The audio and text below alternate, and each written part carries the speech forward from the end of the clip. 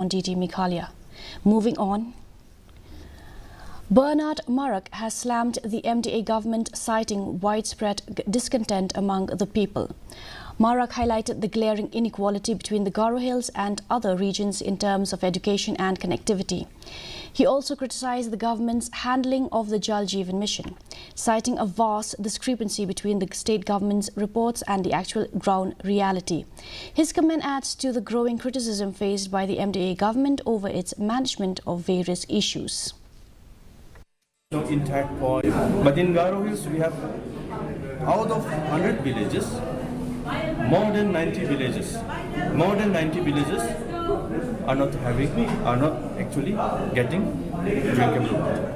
So it is a failure, but the reports which are being submitted to the center is mostly false, because even in the Jal Jeevan status, they have given that facilities have been provided, but all those villages, they don't have the running water.